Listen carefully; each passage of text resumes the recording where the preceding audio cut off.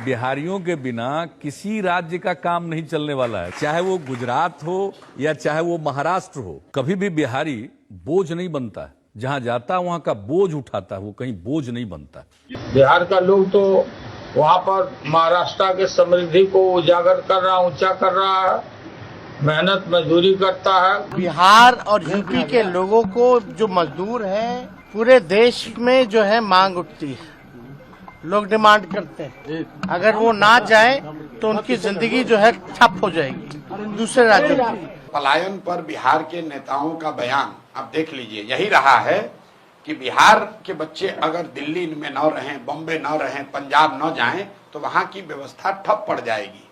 ये पहली बार है, जबकि 3 साल पहले मैंने जनसुराज ने ये बात उठाई कि आपके हमारे बच्चे दिल्ली बॉम्बे में जाकर सब्जी का ठेला लगाते हैं या साफ सफाई का काम करते हैं, टेम्पो ऑटो चलाते हैं, ये कोई शान की बात नहीं है। देखिए, कोई भी काम करने में कोई शिकायत नहीं है, काम सब अच्छा है, लेकिन जो लोग मजबूरी में बिहार के बच्चे जाकर अगर बॉम्बे में सब्जी बेच रहे हैं या वहां पर झाड़ू लगा रहे हैं या वहां पर ऑटो रिक्शा चला रहे हैं, पंजाब के खेतों में जाकर मजदूर का काम कर रहे हैं, ये शान और गौरव की बात नहीं है।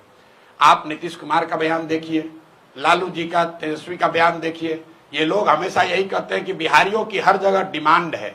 मेरे भाई, बिहारियों की हर जगह डिमांड नहीं है, हम लोग के बच्चे मजबूरी में जाते रहे हैं और पलायन बिहार का सबसे बड़ा अभिशाप है। ये शान की बात नहीं है। शान की बात तब होती जब हम लोग यहाँ पर सब्जी उगाते और रेफ्रिजरेटेड ट्रेन से वो सब्जी दिल्ली जाती और तब हम लोग कहते कि अगर हम लोग से उलझोगे तो तुम्हारा खाना पीना दाना बंद कर देंगे। तो पलायन की बात उठाई है हम लोगों ने, क्योंकि गांव गांव में जाकर देखा कि इसका आर्थिक सामाजिक कितना बड़ा इसका नुकसान है। आप जरा इसको दूसरे तरह से समझिए। मध्यम वर्गीय परिवारों में किसी का पति 10-15 दिन बाहर चला जाता है तो लोग कहते हैं भैया 10 दिन से उनका पति बाहर है।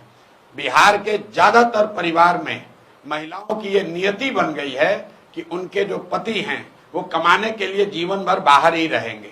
घर में जो भी युवा है वो जीवन भर बाहर ही रहेगा। कोई छठ में, ईद में, शादी ब्याह में घर आता है, बाकी 12 में 10 महीने वो बाहर रहता है। जब तक शरीर में लोगों के यहाँ दम है तब तक वो मजदूरी करता है। 60-65 वर्ष का हो जाएगा तो बूढ़ा जब हो जाएगा, मजदूरी नहीं कर सकता है तो गांव आता है। और फिर उसके परिवार का जो सबसे नया लड़का है, 16 साल का, 18 साल का, वो लड़का ट्रेन में फिर मजदूर बनकर जाता है। ये पीढ़ियों से बात चलती आ रही है, ये रुकना चाहिए। पलायन का दर्द सबसे बड़ा दर्द है, इसलिए जनसुराज ने इस मुद्दे को उठाया है। सिर्फ मुद्दे को उठाया नहीं है, इसका पूरा प्लान दिया है कि कैसे 1 साल में 50 लाख से ज्यादा बिहार से बाहर रहने वाले मजदूरों को वापस लाकर यहीं पर रोजगार दिया जा सकता है। कल भी अभी सिवान में 15 मिनट तक मैंने इसको समझाया है। एक लाइन में आपको बता दूं, जनसुराज का जो मॉडल है कि जिस दिन बिहार से पूंजी का पलायन रुकेगा, उसके बाद बुद्धि का पलायन रुकेगा, पूंजी और बुद्धि का पलायन रुकेगा तो श्रम का पलायन अपने आप रुक जाएगा। बिहार से हर साल सिर्फ लाखों बच्चे मजदूर बनकर नहीं जा रहे हैं, करीब करीब 2.5 लाख करोड़ रुपया पूंजी का पलायन हो रहा है, जो बैंकों के जरिए हम लोग का पैसा दूसरे राज्यों में जा रहा है। उसको रोकने की जरूरत है।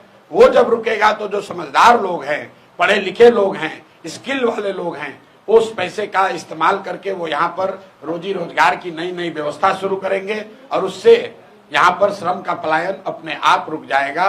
1 साल में, जनसुराज का वादा है, 1 साल में किसी भी व्यक्ति को मजबूरी में, अंडरलाइन कर रहे हैं मजबूरी में, स्वेच्छा से जाना चाहते हैं जाइए, लेकिन मजबूरी में अपने बच्चों का पेट भरने के लिए हरियाणा, पंजाब, दिल्ली, बॉम्बे जाने की जरूरत नहीं पड़ेगी।